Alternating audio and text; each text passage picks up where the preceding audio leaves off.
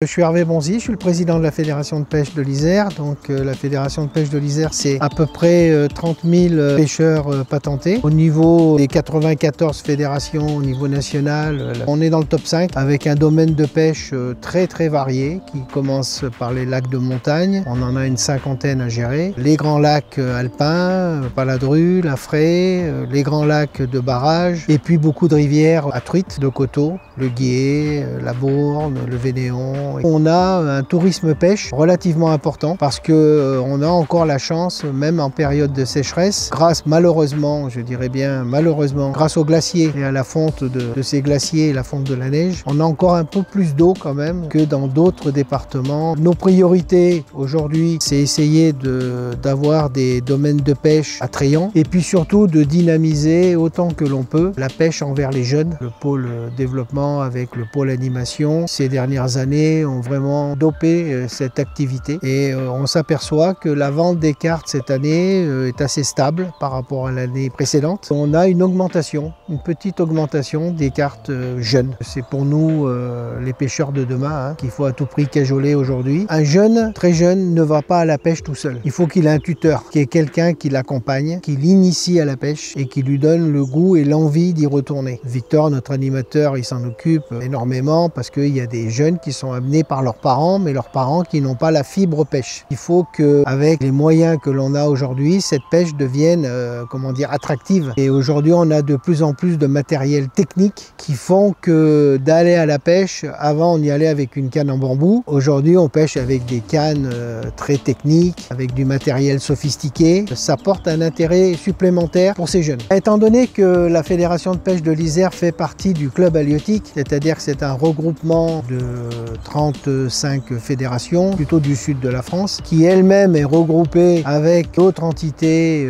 interfédérales. On peut dire qu'un pêcheur dans l'Isère qui prend sa carte de pêche avec le timbre réciprocitaire va pouvoir pêcher dans 90% de la France tranquillement. Du coup, je m'appelle Victor Damin, je suis salarié à la Fédé de pêche à faire bientôt 5 ans en tant que chargé de développement et animateur. En Fédé de pêche, on a deux principaux pôles, donc le pôle technique et le pôle développement. Le pôle technique, donc lui qui est plutôt lié à tout ce qui est suivi d'espèces, travaux en cours d'eau, donc vraiment l'aspect protection des milieux aquatiques. Et après on a un pôle aussi donc développement, là où je suis rattaché, qui lui est plutôt lié aux animations, au développement de l'activité pêche sur le département. Donc ça comprend la mise en place de parcours, il y a un petit aspect aussi de police de la pêche, contrôle des pêcheurs, etc.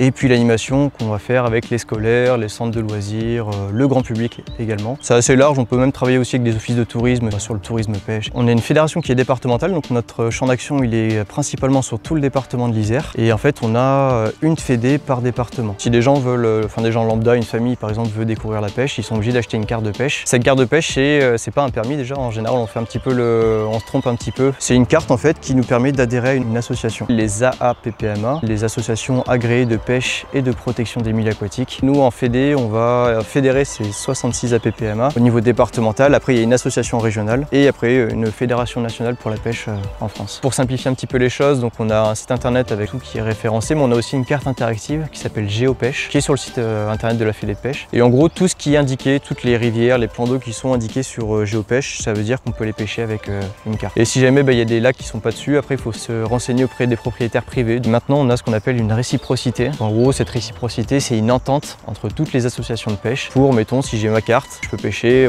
dans toutes les associations qui sont réciprocitaires. Sur le département, nous, on est 66 associations. Il y en a, je crois, une petite dizaine qui sont pas réciprocitaires. Il faut toujours se renseigner quand même. Il y a plusieurs grands axes. Sur l'aspect protection des milieux aquatiques, ça va être le suivi des espèces. On ne fait pas que les poissons en fédé. On s'intéresse aussi, par exemple, à l'écrevisse. Du coup, on s'intéresse de très près à tout ce qui est thermie, notamment. On a des techniciens aussi qui vont mettre plein de sondes dans plein de rivières du département pour suivre l'évolution de la température de l'eau toute l'année. Quand on parle de réchauffement climatique, on le voit très bien sur les rivières. On a déjà des rivières qui, comparées aux dernières années, peuvent augmenter de 2-3 degrés. Ça a un gros impact. Les pollutions également, on est très attentif à ce qui se passe, notamment parce qu'on a la chance d'avoir un réseau qui est quand même assez gros sur le département. On a 30 000 pêcheurs qui sont au bord de l'eau quotidiennement et ils nous font remonter des infos dès qu'il y a des pollutions, dès qu'il y a des atteintes à l'environnement. En général, on est informé. On a aussi des missions de suivi du débit de certaines rivières. Et puis aussi les pêches de sauvetage. Il y a des rivières où il y a des endroits où c'est complètement à sec, où il ne reste que des poches d'eau. Ces poches d'eau, elles se réchauffent, il n'y a plus trop d'oxygène, donc les poissons qui sont dedans, ils vont mourir. Donc on les déplace en général. En fait, il y a une autre entité qui gère tout l'aspect compétition qui s'appelle la Fédération française de pêche sportive. On participe à un circuit de compétition qui s'appelle les Junior Fishing Tours. Donc en gros, c'est un circuit de compétition où presque 80% des fédés départementales vont faire en France. On fait des manches qualificatives nous sur le département. Voilà, donc après on a des petits champions isérois qui sont qualifiés et après qui vont faire des finales régionales et nationales. Là pour le coup justement les finales régionales de l'édition de l'année dernière, la 2024-2025, on a 3 isérois qui ont fait un podium, dont un qui est qualifié pour les finales nationales de pêche au coup. Elle aura lieu le 6 ou le 7 septembre et une fois que ça c'est terminé, on repart sur la deuxième édition. On va attaquer avec une manche de pêche au coup le 13 septembre avec l'association de pêche de Voiron. Du coup la maison de la pêche et de la nature, c'est une structure d'accueil en fait qui a été ouverte en 2015, faite pour recevoir les plus jeunes et puis les sensibiliser en fait au milieu aquatique et leur faire découvrir aussi la pêche. On a 3 salles pédagogiques où on peut faire la découverte des poissons d'eau douce avec pas mal de poissons en résine qui reflètent un petit peu le cycle de vie par exemple de la truite avec les différents stades de développement. Donc là par exemple on a une espèce d'aquarium de poissons en résine, par exemple avec des nageoires qui sont amovibles qu'on peut retirer etc. Donc ça c'est bien pour faire manipuler les enfants, un peu d'anatomie. On a une autre salle un peu avec des loupes binoculaires pour faire un peu tout ce qui est observation des petites bêtes. On a quelques petites loupes comme ça qui sont posées qui permettent aux enfants d'observer un peu toutes les petites créatures qu'ils ont pu attraper justement dans la mare un peu plus haut. Donc ça permet un petit peu de manipuler. Ça sert également aux techniciens qui font de l'observation avec des loupes qui sont bien plus sophistiquées que celle-ci. Ça permet notamment de voir l'âge d'un poisson. Et puis après on a une plus grande salle avec pas mal de panneaux pédagogiques. L'avantage de cette salle c'est d'avoir un grand espace pour faire des expériences etc. avec les enfants. Et puis aussi te servir un petit peu des différents panneaux pédagogiques qui sont mis en place. Donc ça c'est des choses qu'on va plutôt faire en général en matinée avec les jeunes. Et puis l'après-midi on fait beaucoup d'activités en extérieur. On profite du parc que l'on a. Donc on a 1 hectare de terrain au pied du Vercors avec pas mal de choses à montrer aux enfants. Donc on a par exemple un ancien bâtiment qui est une écloserie où on fait de la production d'œufs de poissons.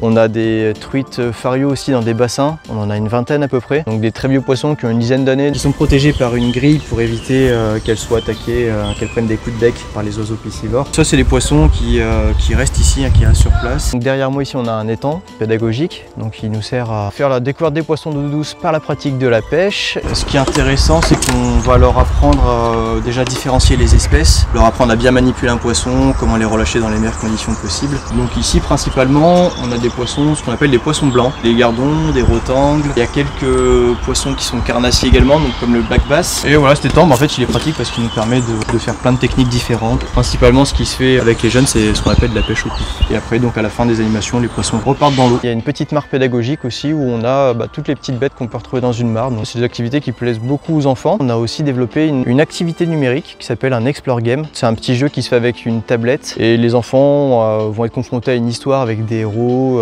une problématique etc. Il y a plein de petits jeux, d'énigmes et tout ça à faire avec des trucs qui sont installés sur site. Par exemple là-bas il y a des silhouettes d'oiseaux un petit peu cachées à droite à gauche. Une des activités du jeu c'est de reconnaître justement ces silhouettes avec des jumelles qui sont posées à un certain endroit. Voilà, donc chaque fédé aussi a son programme d'animation, enfin voilà, en fonction des spécificités de leur territoire. Voilà, pas hésiter à vous renseigner sur le site de vos fédés, de l'association régionale, etc.